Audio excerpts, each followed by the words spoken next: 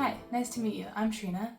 Today I wanted to start a fantasy reading vlog for myself because I have a couple of fantasy books that I've been really wanting to get into, but I find myself like a little bit intimidated or stuck, so I'm hoping videoing me reading them will motivate me to finish these books and get through them. I'm a huge fantasy lover normally of different types. I like mixing in some high fantasy with urban fantasy and different levels. Especially this fall, I feel like the weather is starting to get a little bit cooler, and that's kind of the time where I think fantasy works so well. It's the kind of weather that makes me want to like put on a suit of armor and go to war or something. Fantasy fall vibes are definitely hitting me, and I'm ready to hit up these books that I've been waiting to read for so long. This is kind of an urgent reading vlog.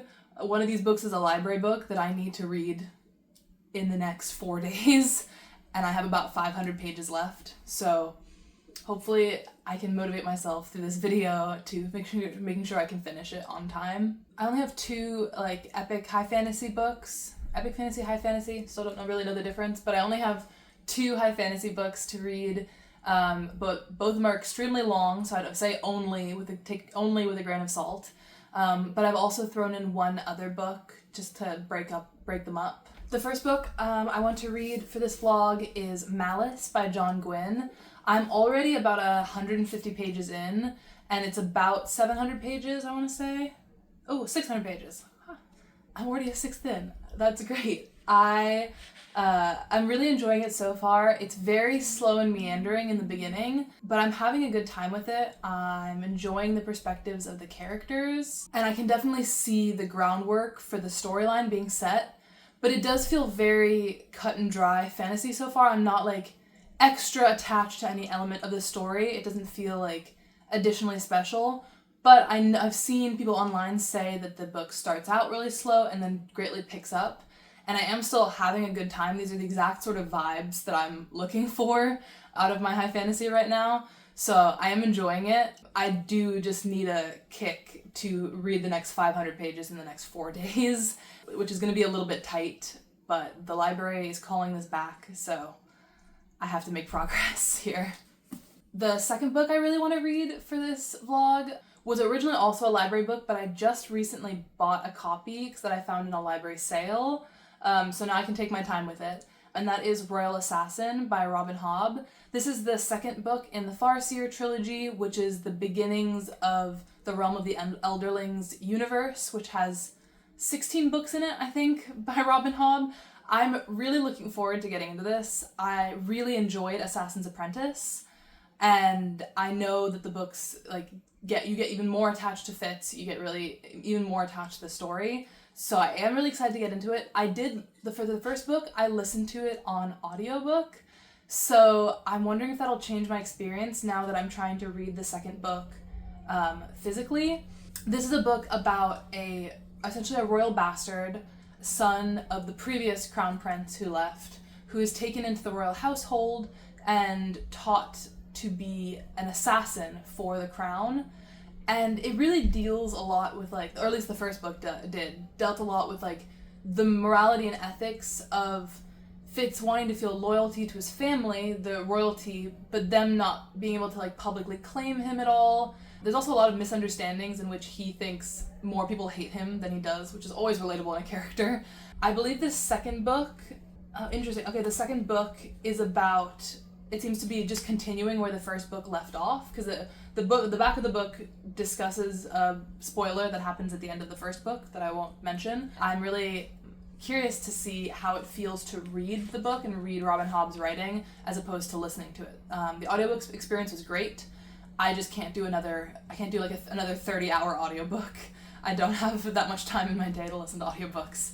I'm excited to take a crack at this one too. The last book for this reading vlog is one that's significantly shorter, and it's a new release that I've really been anticipating reading, and that is The Brides of High Hill by Nghi. I hope I pronounced that right. But this is a much shorter, these are novellas. This is the fifth book in the Singing Hills cycle, her series of novellas that are set in a fictional land where a cleric is wandering the countryside, taking stories from people and relaying those stories to the reader. I think these books have the best vibes. I've been really anticipating reading the most recent one. And I think it has a really cool concept too. This one seems to be somewhat similar to the legend of Bluebeard, all the wives and everything, if you know the legend. Otherwise, I think it might be a spoiler, but I'm not really sure. Obviously, this is a much shorter book than the other two books, so I'm throwing it in here so I can give myself like a break to feel satisfaction of finishing a book in the middle of this journey. But I'm also very excited to get to this one because I've loved all the previous ones in the series. So to start out with, I think I'm probably going to continue Malice. As I said, I have to read it soon. And I might also start The Brides of High Hill to throw in there because I have it on my Kindle, so it'll be a good book to read like while I'm at the gym or out places where I only have my Kindle with me and I don't want to bring this tome with me. But I, for now, will just continue on with my journey with Malice.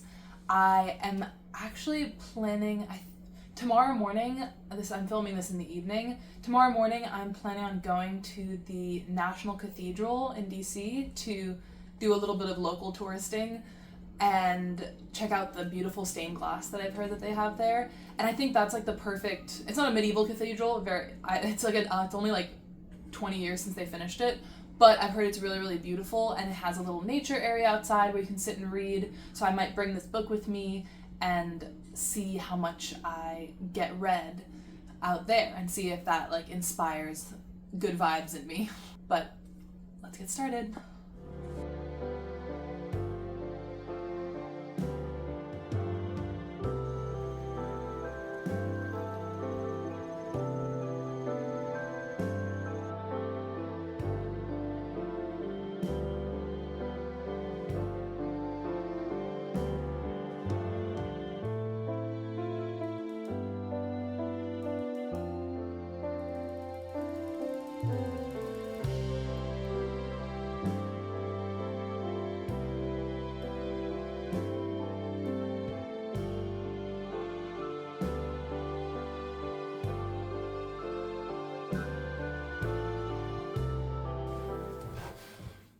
So as you saw, I did a little bit of reading at the National Cathedral.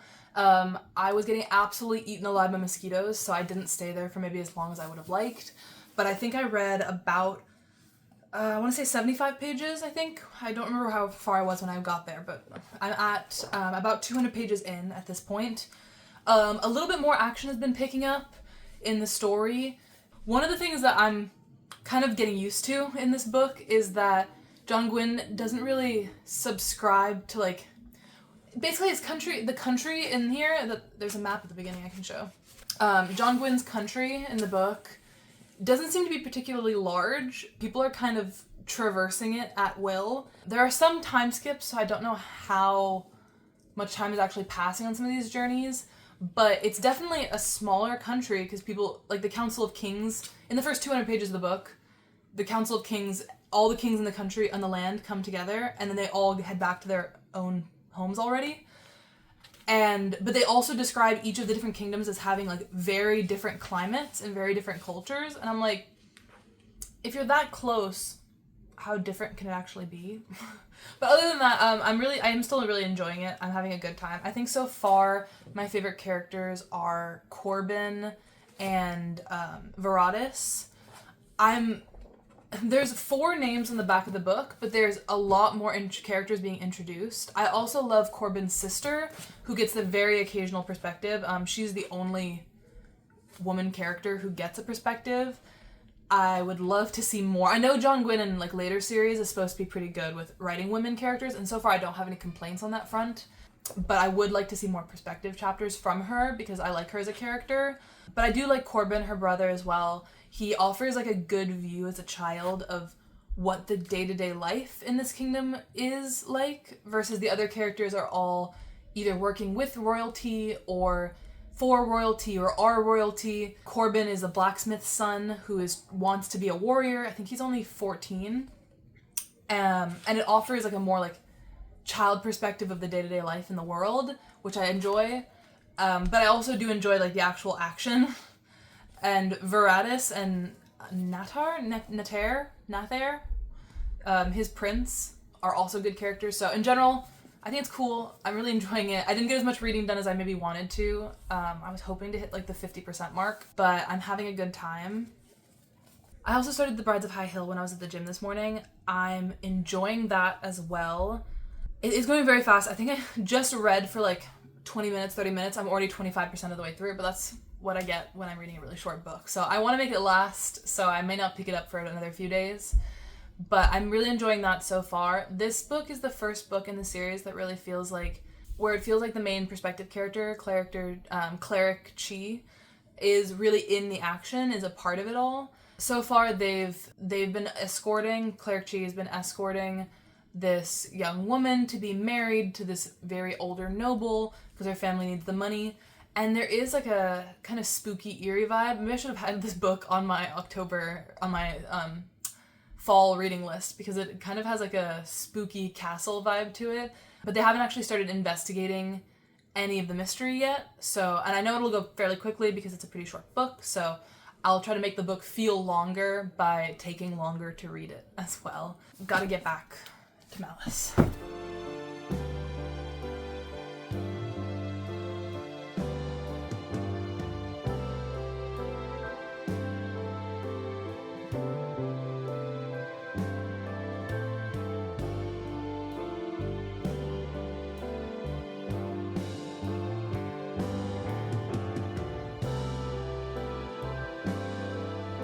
Hi, I have a little fantasy reading update, but first off, I've been making more progress with The Brides of High Hill by Nghi, and I'm really enjoying it, but it's very short. It's only 115 pages, so I only have about 20 pages left, and I think I just want to sit down and finish it real quick before I get into Malice some more.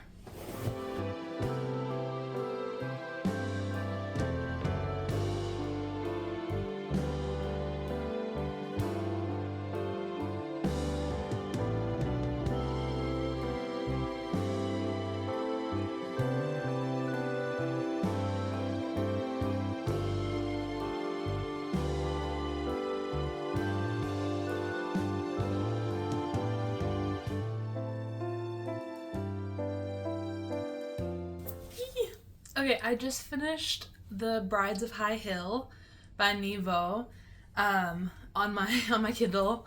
I was so surprised by the ending. I know I said I only had 20 pages left, but a lot happened in those 20 pages.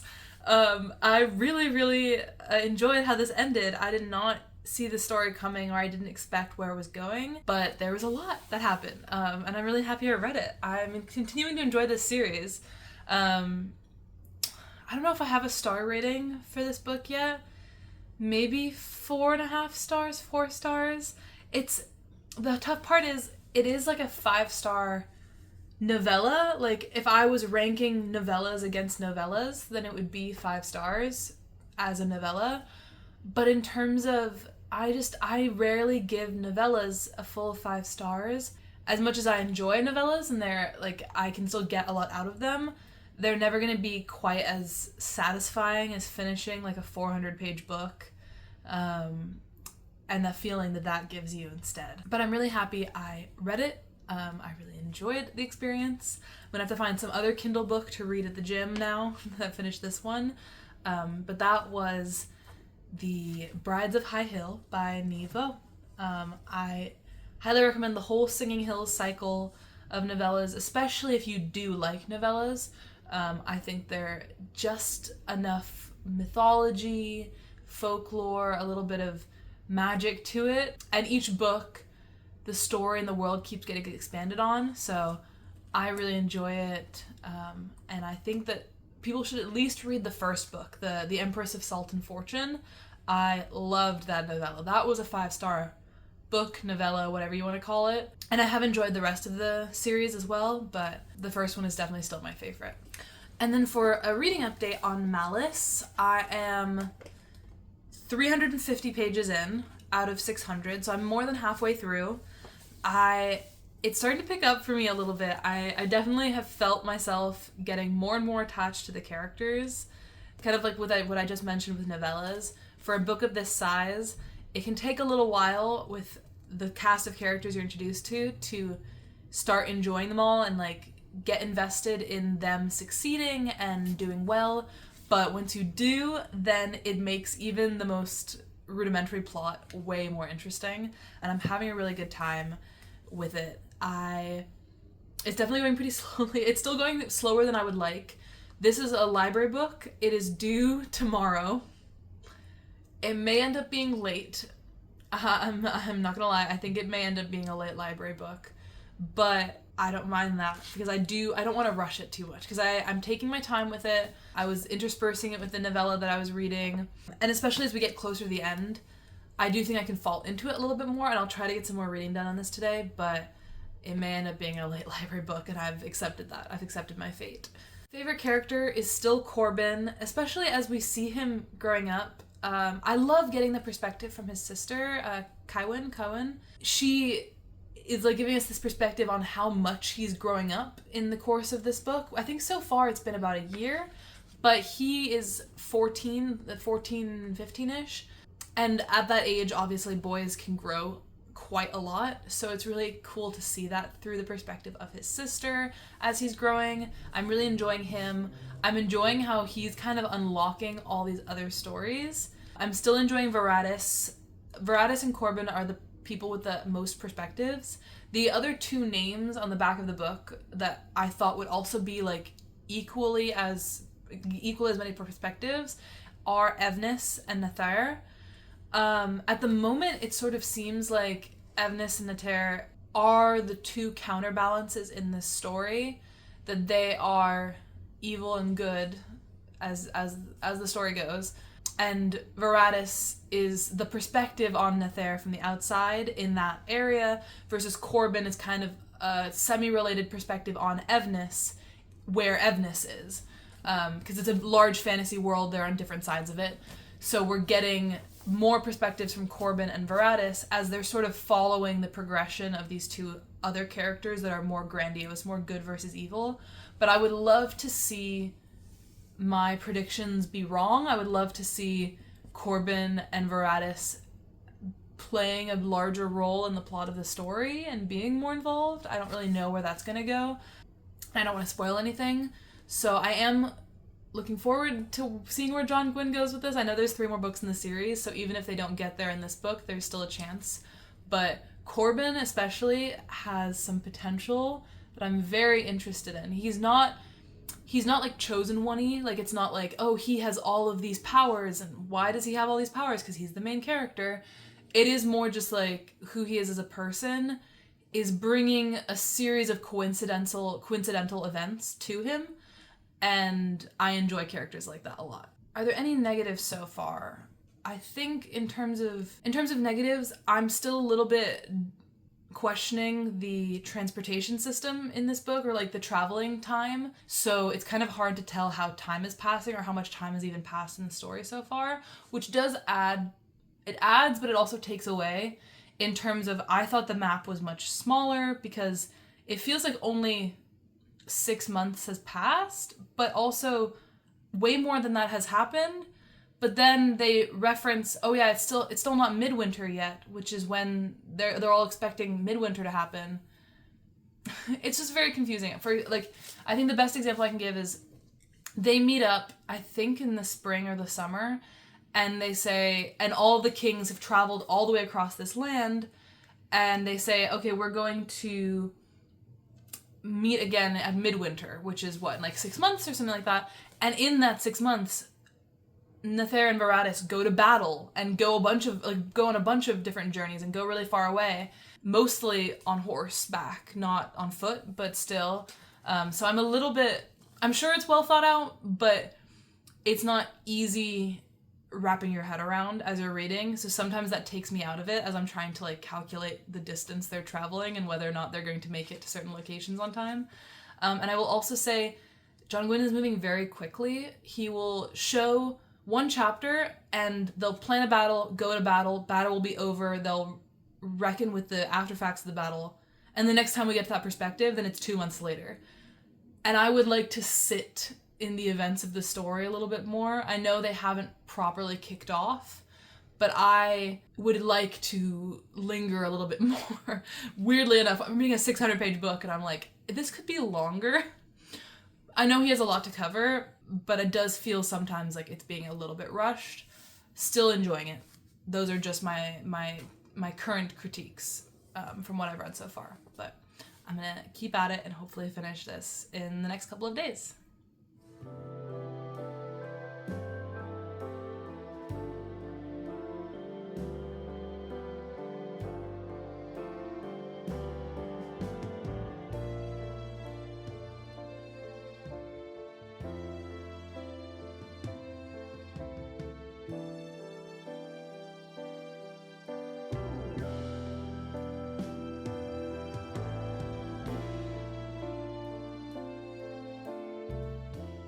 I finally finished Malice.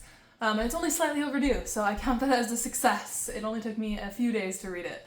I had a really good time with this. I really enjoyed it. It scratched the exact epic fantasy itch that I've had the last couple of months.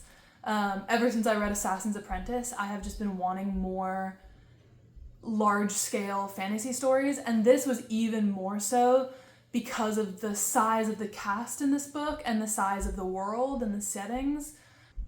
It was exactly what I wanted. It was really good. It definitely reads as a setup for a 4-book series, which is what it is.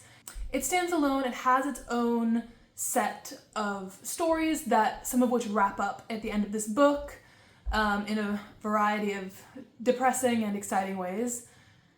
But at the same time, a lot of things are left unresolved or unfinished because it's the first book, and that's to be expected.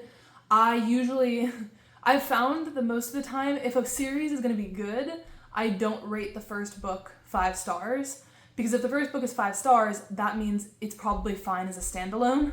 But because this is 4 stars, in my opinion, that means I think that there's room for the series to continue to grow and for me to continue to get more attached to the characters, so I am excited about that. I stay saying that Corbin and his sister Kywin are my favorite characters. I really enjoy Veratus as well, especially his journey in this book, how he grows, especially in the final chapters. It makes me really excited to see what's going to happen to him in the next few books. What path is he going to choose to take?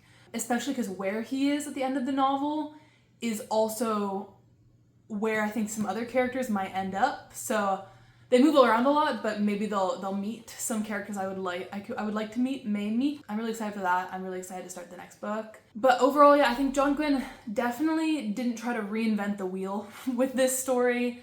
It's very evil versus good in large abstract terms, being shown through the actions of small individuals. Kind of Tolkienian in that way, honestly, but it's not something that's never been done before.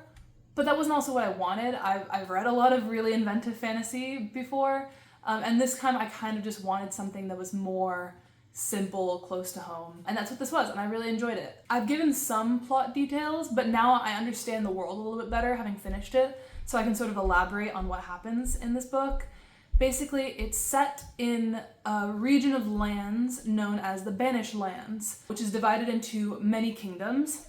They're called the Banished Lands because all of the humans that occupy these lands were originally banished either by their version of God, I think his name is Elion, and then they came back and reconquered the lands from the giants who had begun living there in a large battle. There's also other mythical creatures in here, plenty of which get slowly introduced to you in I think really good ways that aren't just as beasts, but as like multifaceted creatures and individuals of like various purposes. Despite the size of the Banished Lands and all the kingdoms and regions mentioned at the map at the beginning of the book, John Gwynne does a pretty good job in setting up the story in this first book by maintaining the center of the story in 2 regions. One is Arden, which is where Corbin grows up and lives on the outskirts of their capital castle, their main fortress. And we sort of get an insight into how that land works and the troubles facing those people. And on the other side, we have Tenebrae, which is where Veratus and Netar are introduced and where they are a part of Natar is the prince of that land and Veratus is a part of that peoples, and we get an insight into how that kingdom's going and how they impact their neighbors. And because these two lands are on opposite sides of the map of the Banished Lands, they're somewhat separated, then they introduce us to the lands around them, and in that way we get a good insight into the scope of the country without being overwhelmed with settings. The majority of our characters are in those two places, which serve as like base points for us to understand the story from.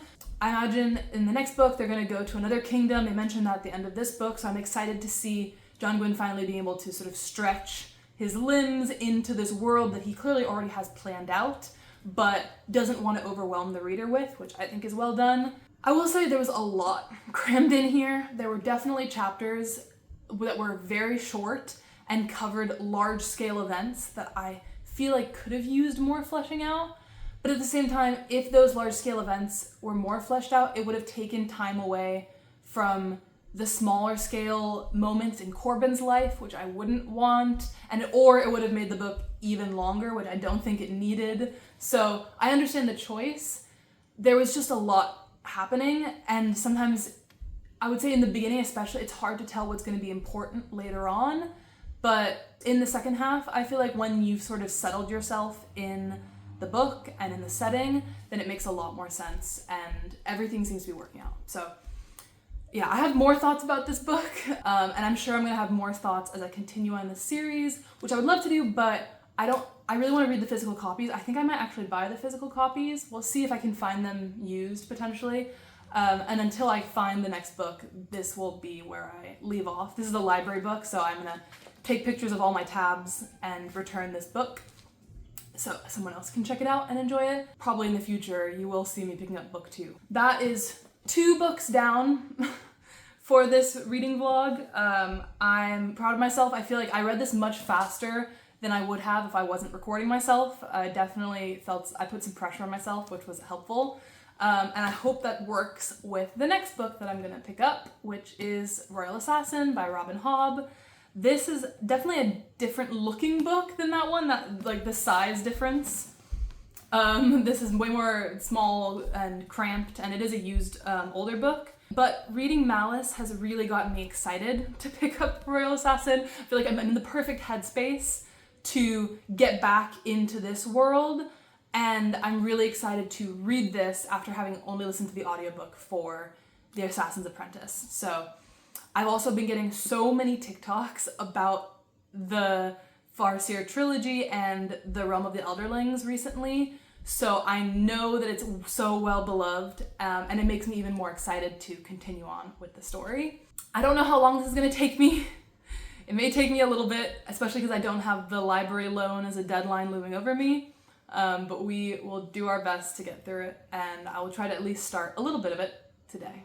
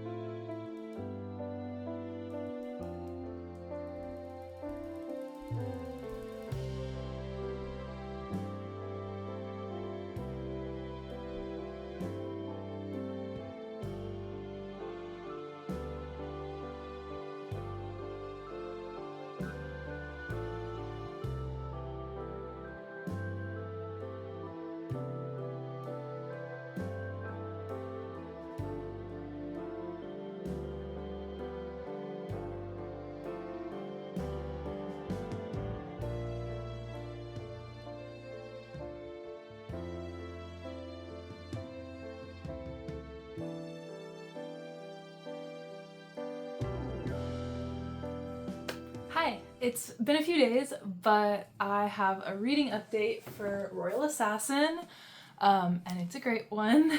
I also wanted to include these 2 books in the background. I swear, DC has it out for me. This city has it out for me. It was like the second I said that I could no longer buy any more books because I'm moving soon and I was trying to unhaul as many as I could. The second I said that to myself, I have been running into used book sales on every single street corner. I cannot escape them. They are everywhere and I can't help but look, and I keep finding books that I really, really want for like $1 to $6, and I can't say no to that. I can't say no to that. So before I talk about Royal Assassin, I just wanted to share that at a little local book sale by this Metro one of these days when I was walking out in Eastern Market, I first found Iron Gold by Pierce Brown, and I just said that I wasn't going to buy physical copies of the Red Rising series, but this is the next book that I haven't read yet. I've read books 1 through 3, this is book 4, and I saw it and it was $4, and I just thought, I can't say no to that. I can't say no to that deal, it's so good. If I decide to get different editions of these books in the future or decide to read the rest of the series on Kindle, then I might end up reading this and then donating it to a little library. But if I have the opportunity to read the physical copy, then I was gonna get it. I still am not planning on continuing on with Red Rising for another little bit. I have a ton of other fantasy sci-fi series that I'm in the middle of reading, but I do intend to get back to it at some point. So I'm happy to have this for so cheap and in perfect condition. So I'm gonna hide this on my shelf somewhere where it can't tempt me to continue the series, but I'm glad I have it. And then the other book I found was this beautiful copy of the Odyssey, the translation by Emily Wilson. I know this is kind of a contentious translation, that she doesn't get everything right, but I have already read the Odyssey, and so I don't feel like I'm getting a biased sense of the story by also reading her translation. I just think it's something that I also really want to try to read. And I think the edition is also beautiful. It has these beautiful deckled edges that I love. And I've been tempted to buy both this one and her translation of the Iliad in paperback for 2 years probably. And I kept putting it off because I was like, I'm not going to actually buy it until the day that I decide to read it, until I sat down. And then I immediately broke that promise because it was $4 and I felt like that was worth it. So I'm really happy that I found these 2 books, but my boxes will not be happy when I have to pack them. So, but now back to Royal Assassin. I am 257 pages through it. How many pages is it total? Okay, it's a 750 page book, which is even longer than Malice, which is crazy. But I do feel like it's moving faster, at least in the beginning, because it's in the middle of a series. It's not a book 1 of the series like Malice was. And it's going pretty quickly because I love it. I'm absolutely having such a good time with this. I actually feel like I'm getting so much more connected to the story than I was when I was reading it on audiobook. Just to recount, I listened to book 1 on audiobook, so this is my first time like reading from Robin Hobb, I guess, because the audiobook was what I listened to for book 1. And I'm nothing against the audiobook. It is a beautiful way to take in the book. But there are definitely things I think I miss this emotional connectivity with Fitz without being able to read these words and like take them in at my own pace and like sit with dialogue if I want to a little bit longer than the audiobook, or skim through parts that you can't really do on audiobook. So I do think I'm getting a better experience out of this series actually reading it than I did listening to the audiobook. Or maybe it's just that this book is even better than book 1. That is also a possibility. It is really, really good. I'm loving it so far. There have been a couple times in this book where I'm like, Fitz, what are you doing? Are you making more terrible decisions like you did in book 1? But I feel like he's genuinely becoming wiser and more grown, and more of an adult, and I'm enjoying seeing him actually grow as a character, and you become more attached to him at his current age and like level of intellect. And he was a child in book 1, so like I didn't hate him or anything, but it can get frustrating when a character makes a lot of bad decisions, and he's making a lot better decisions in this book. In contrast, I'm getting really annoyed with the prince, Verity, who keeps making not bad decisions, but just, I'm like, listen to Fitz, Fitz has good ideas, listen to the fool. So yeah, it's a really good book so far. I remember I was writing down notes for this update, and I wrote down that if your favorite part about Game of Thrones, either the show or the books, is the warging, the northern magic, the relationship that the Starks have with their wolves, and the impact, like that kind of magic system, that part of George R. R. Martin's world, then I think you would love this. Because that is such a huge part of Fitz's abilities and his skills in these books, is his relationship with animals. And book one had me genuinely thinking Robin Hobb has something against dogs in general. There was just far too much animal death in The Assassin's Apprentice. So far, I'm just hoping and praying that the dog in this book does not die. I don't think it's a spoiler to say there's a dog in this book because it's literally on the cover of the book and on the back. And it's a story about Fitz, so you should expect there to be dogs in the story. But I'm loving that part of it so much because that's my favorite part about Game of Thrones. So it's also my favorite part about this book is his relationship with these animals and how he's able to commune with animals and everything like that. And I'm really loving that.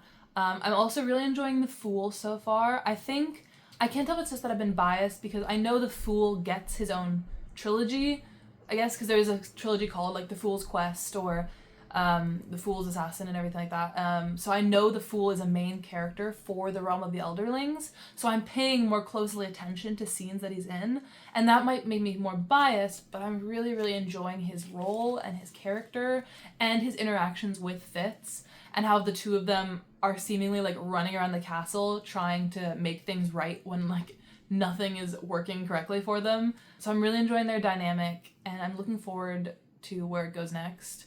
I don't really care that much about the romance. The romantic interest is the same as she was in book one. I'm not super attached to her, but I do like her as a person. I like that she's a well-written, strong female character that has a really interesting arc, and I definitely understand her point of view, but I'm just way more into the magic and the court intrigue and everything like that to pay much attention to her. And I'm actually like, Fitz, I know you're like 15 and this is the first love that you've ever had, but the realm is collapsing. Can we pay attention to that maybe?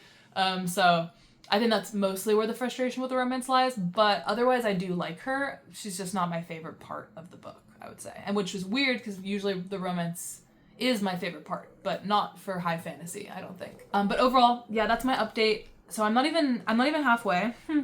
Even though I've read 250 pages, I'm not even halfway yet. So I might give 2 more updates. I might give 1 more update before finishing, just because I think a lot happens in here. So I think it might be worthwhile to go into a little bit more deeply. My only other note was I was so startled to find out that the disabled help guy, who is also in book 1, who is sort of friends with Fitz, his name is Hands, like Hands, like Hands. And from the audiobook, I thought his name was Hans, like the Germanic name, like Hans. Like I was like, oh yeah, Hans. His name is literally Hands, like stable hand. And that was a choice. And every time I read his name, I'm still like, is that really his name? I'm gonna continue reading this. I'm really enjoying it. I'm hoping to get it done in the next few days. So I am really sitting down and actually working on this. But I'm excited to give another update because I'm loving this book so far.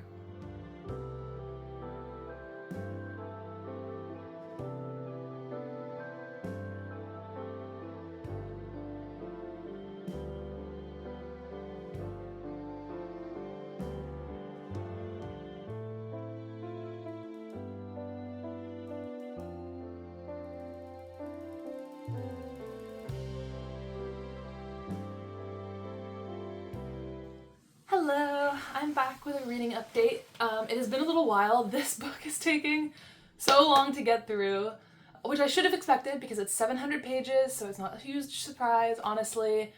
But also, I didn't film a lot of my reading of it with like a cute aesthetic videos because I ended up reading a lot of it just on the bus on the way to work. And that's how I got a lot of my progress done on it. But overall, what is my current status? Oh, I'm so close. I'm so close. I am 594 pages into it. So I'm pretty much at 600 pages and it's a 750 page book. So I only have 150 pages left. I think I could maybe finish it tonight. We'll see. I can give an update, but I'm hoping that maybe I'll be able to finish this tonight. But yeah, overall, so much has happened, obviously. I think the last update I gave was like in the 200, 300 page range, which so much has happened. So much so much happens in this book, but also so much doesn't, because they're almost at the same place the entire time. So far, the book has covered about a year and a month, a year and 2 months worth of time. And so much has occurred, but also things have been staying relatively the same. There's just so much to describe about this world that Robin Hobb wants to get into that I'm loving. I'm loving the little detailed world building. I'm loving how slow it's going. After book 1 covered Fitz's life from basically the time he was 5 years old to him being 16, I thought that this book might just take us into adulthood. But he is still very much 17, 18 years old. And it shows. And he's still very young and he still makes a lot of dumb choices. But we love and forgive him anyways. I've grown so attached to Fitz, and I really, I'm willing to forgive a lot of his dumb choices because I'm attached to him. I'm also super attached to the Fool. He's so pivotal to the story. He's so interesting as a character. He's really enjoyable to read about. I love him. I love him so much. I also love Verity, and the chapter I'm on is making me so anxious about what's happening with him because he's been off the page for a little while now, and I'm just worried about him as a character. I like him. I don't think, I say that now with 150 pages left, Robin Hobb, don't do this to me. I don't think Robin Hobb will kill off very many characters. She just is not giving me that sort of vibe. Like, the things that Fitz went through in book 1 had me thinking that this was going to be like some Red Rising shit where like everyone is just dying all the time. But everyone is holding on pretty well. Like, they're surviving for a pretty long amount of time. And I'm happy with that. I don't want people to just be killed off. There's still high stakes. There's still a lot of like intrigue and worry going into every single action. And there's still a lot of like attempts on people's lives. But everyone is surviving so far. And I still hold hope that most of that all my favorite characters will make it through at least this book. I deserve at least to read them in Assassin's Quest. That's all I ask of you, Robin Hobb, please. I'm also just about ready to be done with Regal. Regal is quote-unquote the villain of the story, but he's like the villain you can see, basically, versus we also have like a villain you can't see. I think a lot of epic fantasy has that kind of vibe to it, but Regal is the enemy on the page, and he has been the enemy on the page for just about 1,000 pages now. If you're talking about book 1 and book 2, maybe even more, 1,200 pages at this point.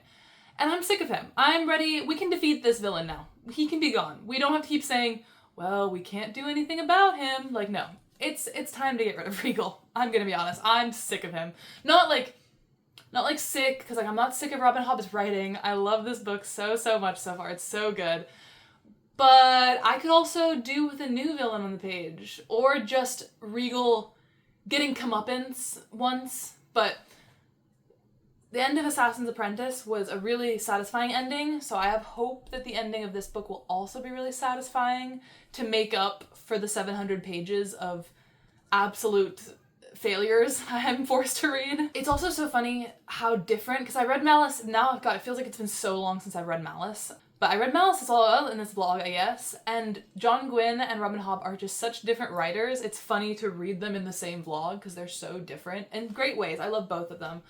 But John Gwynne is like a lot of action sequences. He focuses on the action. He does a lot of time skips in order to get to these action sequences he wants to write. Versus Robin Hobb almost does more time skips over action. She's like, yeah, there was a lot of fighting that summer. But then he went back and had a really emotional conversation with Molly. And that's what we're going to spend this chapter talking about. And I'm like, I love that. I love both versions of that. I love people-centered fantasy and I love storytelling fantasy. I just love all fantasy. So it's just funny how different they are, and that makes me feel like I'm not overwhelmed by fantasy right now. Like, I feel like I'm not sick of it. I want to like go into my next fantasy read right after finishing this, because they can be so different while technically belonging to the same genre of book, and that's what I'm really enjoying about it. What else did I write down in my notes? Oh, I also, based on book 1, this is not going to make sense to anyone who hasn't read the books, I apologize, but based on book 1, I thought Burrich was in love with Chivalry, and that's why he and Patience had beef. It turns out he's in love with Patience, and I'm like, just barely a spoiler, to be clear. Like, it's pretty obvious to anyone who doesn't have like queer goggles on like I do, but I fully was like, oh yeah, Burrich is in love with Chivalry. No, he was just loyal to him. That's how fantasy works. It's all about the bromance. I forgot for a minute, my bad. Oh, but speaking of romance, I also went into this knowing that a lot of people's least favorite thing about this book is Molly, and their romance, her and Fitz's romance. Which is also not a spoiler, it's very obvious from book one. But I'm not sick of her. She does not bother me. Their romance doesn't bother me. They are kids. They are 17 or 18. They're making dumb decisions. It's just hitting me so hard because Fitz tries so hard and he does everything so right and he's constantly trying to do the right thing. And he's doing the wrong thing in this one case, but like he needs room to do the wrong thing in at least one place, because otherwise that poor boy is going to get so overwhelmed. So I do not blame him for whatever mistakes he makes with Molly in this book, and I don't blame Molly for being mad at him or frustrated with his mistakes, because it's kind of like one of those things where you as the reader are like, just trust him, just trust Fitz. But Molly doesn't really know enough about the situation to trust him because he hasn't told her enough. Like, he's barely told her. He could definitely tell her at least a little bit more, but he doesn't for her own safety. But then obviously she's not going to trust him because she doesn't know what she's trusting him with. So I'm liking Molly's character. I think Robin Hobb writes her really well. I'm not going to say like she's my favorite character by any means, because she isn't acting with full information, so it's kind of hard to like her when she clearly doesn't know everything that's going on. But I do feel for her, and I think she's a well-written character that isn't detracting from my enjoyment of the book by any means. Although I would appreciate if that storyline was wrapped up sooner rather than later, if it didn't continue into Fitz's adulthood. I think it's more like a puppy love. Like, I don't think that they have a bond that would last into adulthood, but that's my hot take to have. So I think those are all my updates so far. Like I said, I only have 150 pages left. It's getting dark so early. That's the good and bad thing about fall. As it becomes winter, it gets getting darker and darker earlier. But I think I might try to cozy up and finish this book tonight. Maybe. It's been taking me a really long time, but I've left my evening specifically free for reading today, so we will try our best, and we'll see.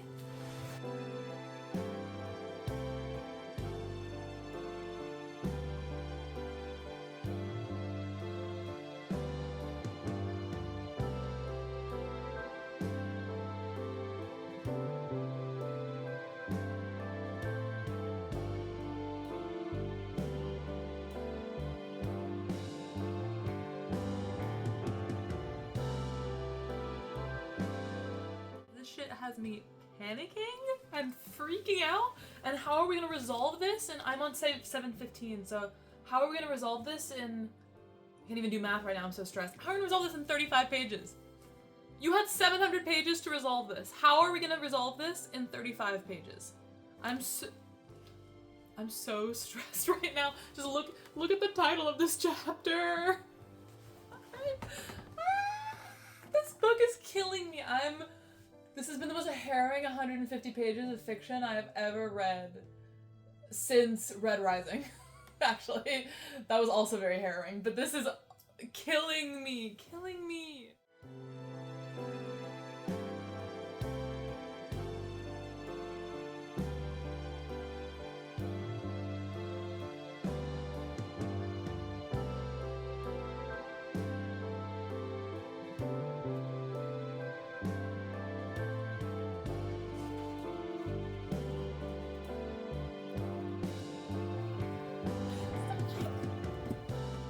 I finished this! Woo! All 750 juicy pages of this.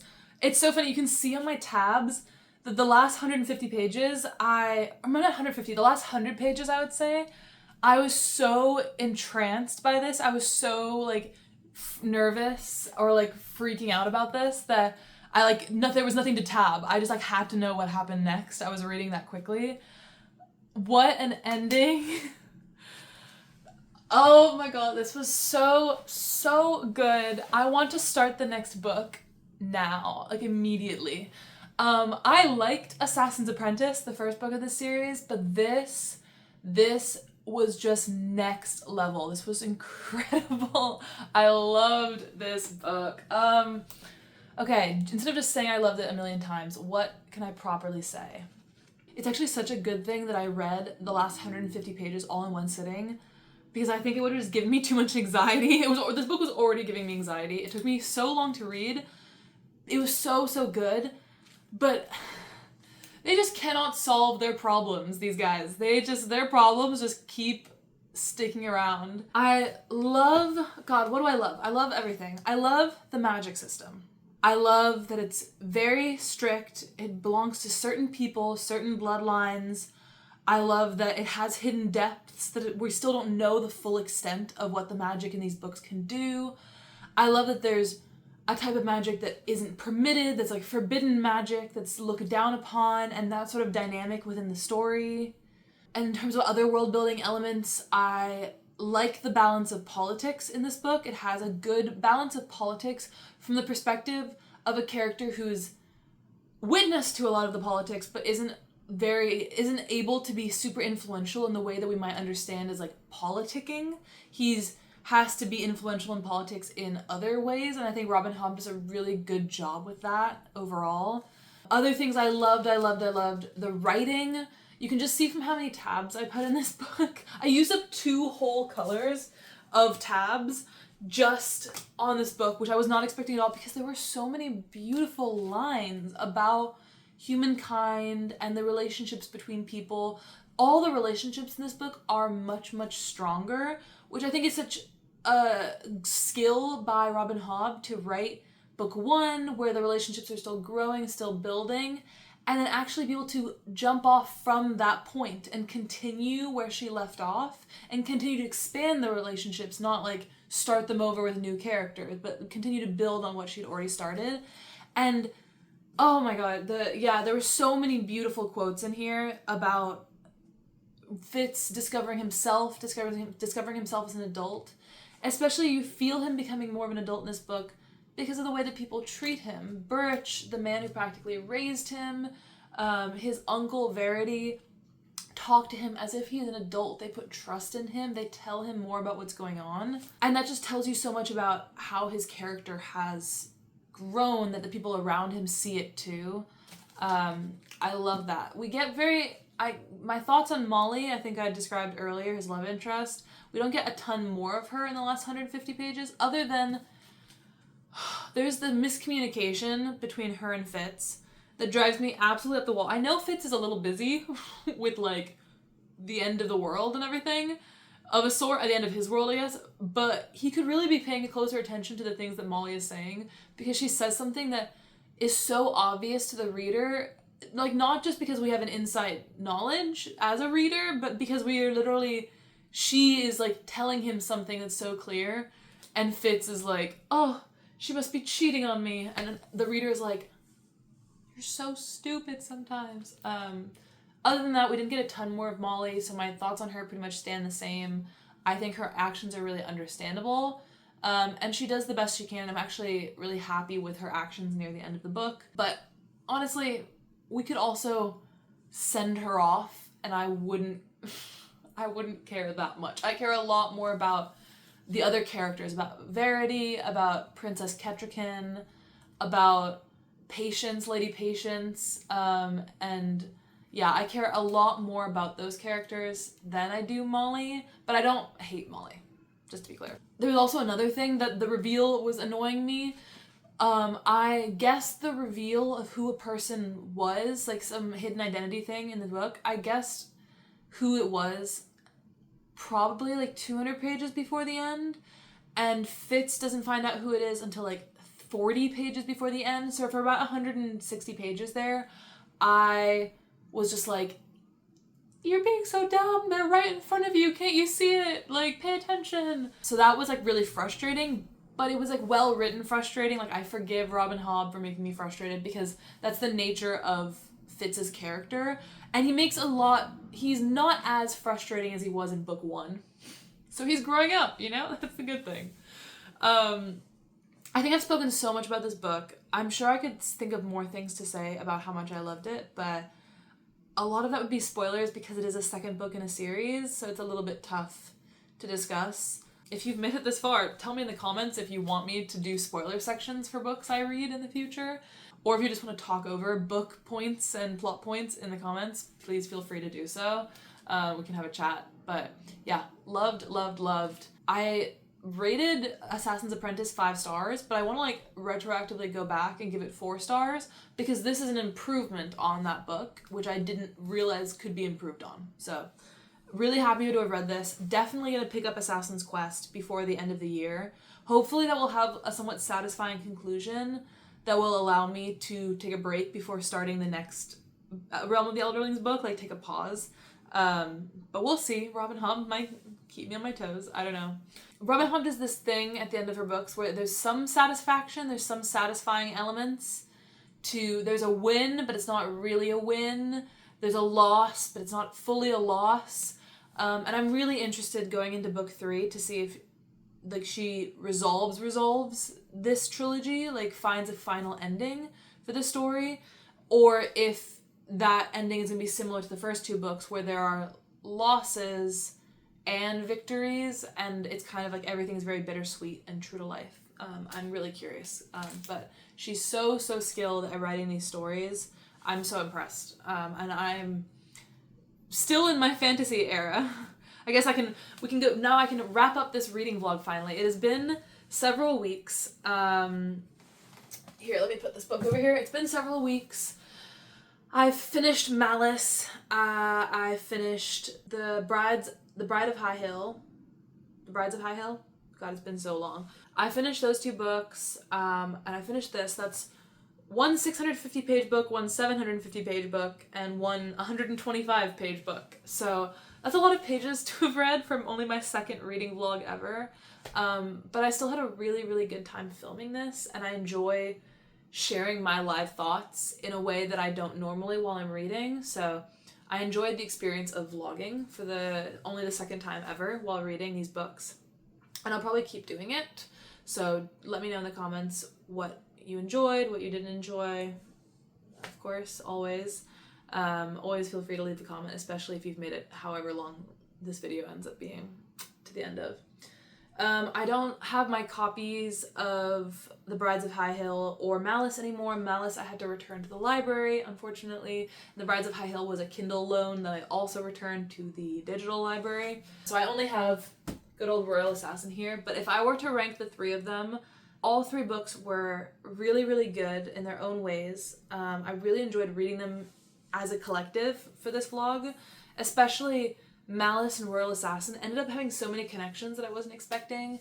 Corbin in Malice has a connection with a dog and has this power over animals. Fitz in the Farseer trilogy has a connection with animal and a power over animals. And they are very similar characters as well. Corbin is the main character in Malice, Fitz in the main character in Royal Assassin. I'm really looking forward to continuing on with John Gwynne's series, the next book after Malice. I don't know what it's called, but I'm really looking forward to picking that up as well, because I think if Corbin gets half of the character development that Fitz got in his second book, then they'll both end up being 2 of my favorite fantasy characters of all time. I love them both dearly, and there's a lot of like kind of weird similarities between them that I was not expecting when I picked both of these books for this vlog. So I'm really happy I read them in tandem, and I think they added to one another. That being said, I think the Brides of High Hill is probably, I would rank out of the 3 of them lowest. It was good, but it was quite short, and as you can see, I'm kind of in my era of reading really long books, so it probably ranks 3rd out of the 3 of them. Then I would say Malice, which was good, but it was definitely a setup story, so you weren't super invested in the world yet, and it took some time to get into it. And then the best book I read this vlog, 5 stars, absolutely, Royal Assassin by Robin Hobb. Yeah, I really enjoyed the experience of reading this book, and putting my eyes to the words on the page and not just listening to the audiobook like I did for book 1. I think in the future I wouldn't mind doing some audiobook with some reading, but I think with these books it definitely helps to have the pages in front of me, and it really elevated my enjoyment of it.